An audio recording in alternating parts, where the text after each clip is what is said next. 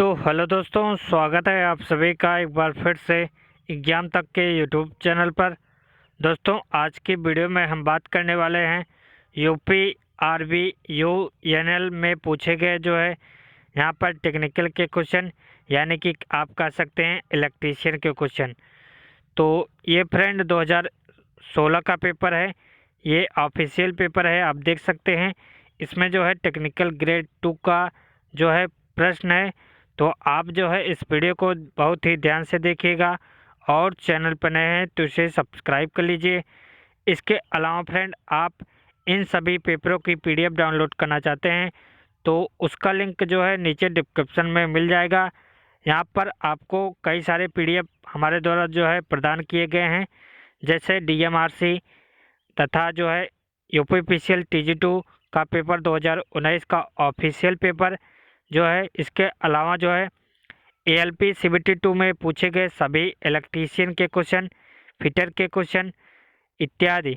तो फ्रेंड, अगर आप किसी भी एग्ज़ाम की तैयारी कर रहे हैं, किसी भी टेक्निकल एग्ज़ाम की तैयारी कर रहे हैं, तो हमारे चैनल पर ज़रूर विजिट करिए। यहाँ पर आपको डेली इलेक्ट्रीशियन के क्वेश्चन देखने को मिलेंगे। तो आप जो है इस वीडियो को लाइक कर दीजिए। तो चलिए आपको बताते हैं इसमें जो है किस प्रकार के क्वेश्चन पूछे गए थे। तो फ्रेंड, आपको बता दें कि 2016 में जो पेपर हुआ था इसमें कुल 150 टेक्निकल के क्वेश्चन, यहाँ पर 20 रीजनिंग के क्वेश्चन तथा हिंदी के क्वेश्चन और सामान्य ज्ञान के क्वेश्चन पहले पूछे जाते थे। तो फ्रेंड, पुराना सिलेबस था, इसमें जो है कंप्यूटर के क्वेश्चन नहीं पूछे जाते थे।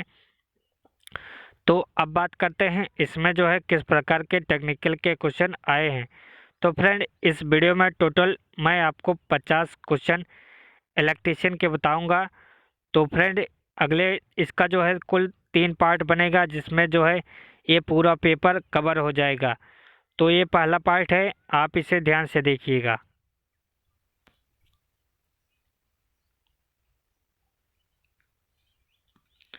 तो दोस्तों, यहाँ पर जो पहला क्वेश्चन पूछा गया है वो पूछा गया है किसी स्थानीय घरेलू परिसर में किस प्रकार का ऊर्जा मीटर लगाया जाता है। तो घरेलू जो है परिसर में यहाँ पर इंटीग्रेटेड टाइप का जो है ऊर्जा मीटर लगाया जाता है। तो ऑप्शन नंबर जो है 1 इसका करेक्ट आंसर है। दूसरा सवाल है यहाँ पर इन हाइड्रोइलेक्ट्रिक पावर जनरेटर प्लांट्स, तो ये किसके बराबर है। यहाँ पर ऑप्शन नंबर 1 जो है इसका करेक्ट आंसर है। Operation cost is low, interior cost is high. यहाँ पर इंटीरियर कॉस्ट जो है वो हाई होती है। तो अगला सवाल है यहाँ पर the primary and secondary include EMF and E2 in two winding transformer are always. तो इसका करेक्ट आंसर क्या होगा। यहाँ पर ऑप्शन नंबर जो है 2 इसका 4 इसका करेक्ट आंसर है। तो अगले क्वेश्चन की बात करें तो यहाँ पर पूछा गया है एक अच्छे भू संपर्कन प्रणाली के प्रतिरोध का मान जो होता है ये कितना होता है। तो ये होता है यहाँ पर ऑप्शन नंबर 2 इसका करेक्ट है। 1 ओम और 3 ओम के बीच में होता है। तो यहाँ पर ऑप्शन नंबर 2 करेक्ट है।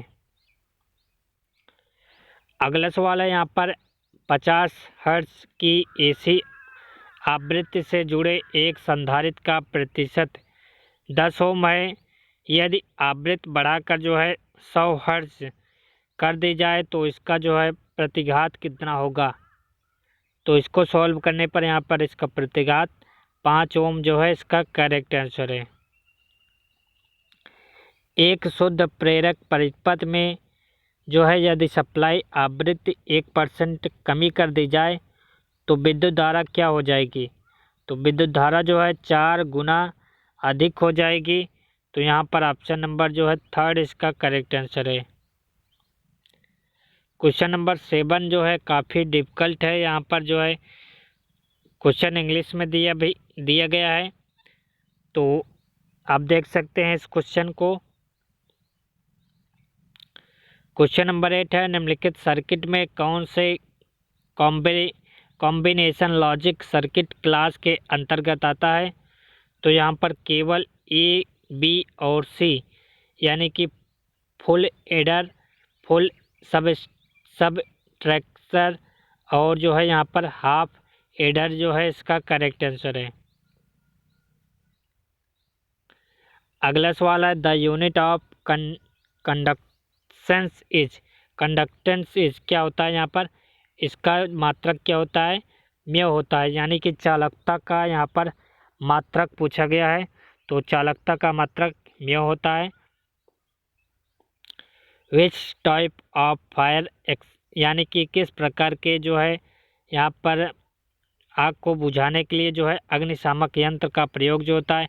इलेक्ट्रिक लाइट यानी कि अगर बिजली से आग लगी है तो किस प्रकार के यहाँ पर अग्निशामक का प्रयोग किया जाएगा। तो यहाँ पर हैलोन टाइप का जो है अग्निशामक प्रयोग किया जाता है।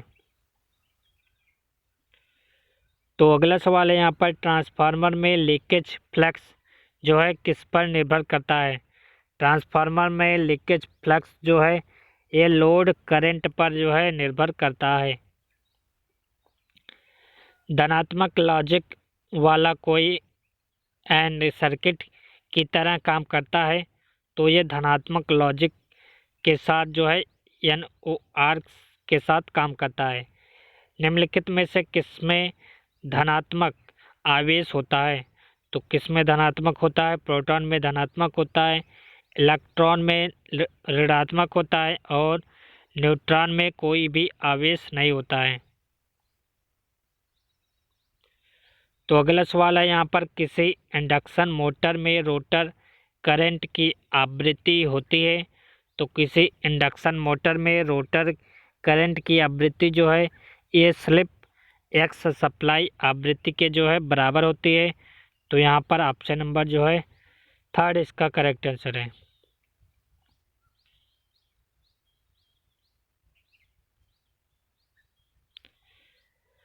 क्वेश्चन नंबर 15 है यदि किसी ट्रांसमिशन सिस्टम का वोल्टेज जो है V है तो उसी अनुपात में प्रयोग किए जाने वाले कॉपर का वजन कितना होगा। तो यहाँ पर इसका वजन 1/V² होगा। आप देख सकते हैं कितना अच्छा क्वेश्चन पूछा गया है। Graphite is use in nuclear power plant is, graphite को जो है न्यूक्लियर पावर प्लांट में यूज किया जाता है किसके रूप में, मॉडरेटर के रूप में जो है इसका प्रयोग किया जाता है। इंडक्शन मोटर के समान सिद्धांत पर काम करती है। तो इंडक्शन मोटर के समान जो है ट्रांसफार्मर के सिद्धांत पर काम करती है। तो ऑप्शन नंबर जो है 4 इसका करेक्ट आंसर है। किसी डीसी मोटर में निम्न गतियों पर उच्च टार्क होता है। तो किस डीसी मोटर में निम्न गतियों पर भी उच्च टार्क होता है, यहाँ पर सीरीज मोटर में जो है इसका उच्च टार्क होता है। अगला सवाल है जब किसी लचीली पाइप को एक कठोर पाइप से जोड़ा जाता है तो किस प्रकार के युग्मन का प्रयोग किया जाता है। तो यहाँ पर संयोजन युग्मन का जो है प्रयोग किया जाता है। इंडक्शन मोटर में अधिकतम टार्क तब पैदा होता है जब क्या होता है, यहाँ पर रोटर प्रतिरोध जो है रोटर प्रतिघात के बराबर होता है, तब जो है यहाँ पर उच्चतम अधिकतम टार्क पैदा होता है। अगला सवाल है यहाँ पर नियमों के अनुसार मुख्य स्विच बोर्ड का माउंट किया जाना चाहिए ताकि फर्श के स्विच बोर्ड के आधार की दूरी जो है किससे कम ना हो। तो यहाँ पर किससे कम ना हो, 1.5 मीटर जो है इसका करेक्ट आंसर है। अगला सवाल है यहाँ पर विद्युत धारा I3 किसके बराबर होगी। तो आप देख सकते हैं ऐसा क्वेश्चन जो है यहाँ पर UPPCL 2019 के पेपर में भी पूछा गया है। तो जिसका करेक्ट आंसर है यहाँ पर ऑप्शन नंबर जो है 1 इस 9 एम्पियर इसका करेक्ट आंसर है।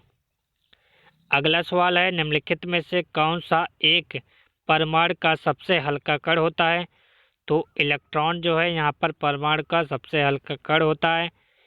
इन एंड सर्किट द रेसिप्रोशनल इस इम्पीडेंस इज कॉल्ड, इसे क्या कहा जाता है? ऑप्शन नंबर थर्ड इसका करेक्ट आंसर है। अगला सवाल है यहाँ पर वोल्टमीटर की प्रेशर कॉइल में क्या होता है? तो इसके प्रेशर कॉइल में महीन तार के अधिकतर यहाँ पर चक्कर लगाए जाते हैं।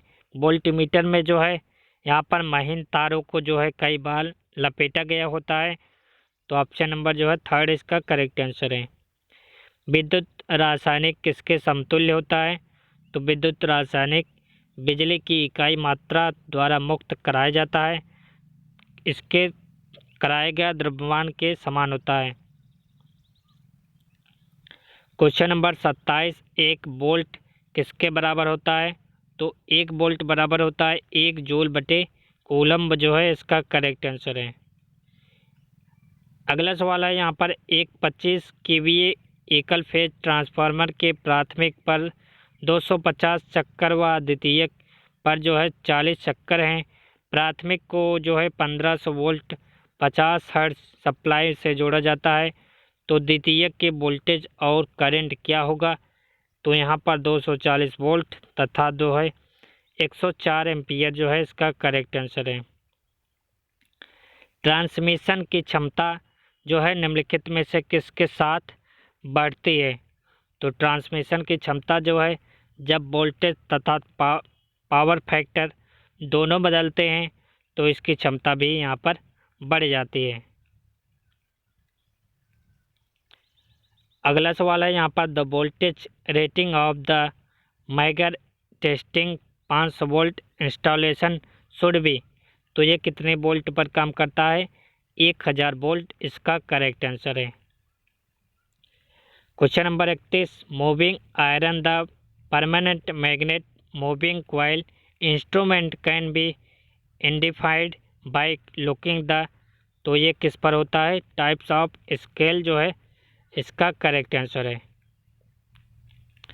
अगला सवाल है एक प्रणाली का भू प्रतिरोध कम करने के लिए निम्नलिखित में से क्या करना चाहिए, क्या नहीं किया जाना चाहिए?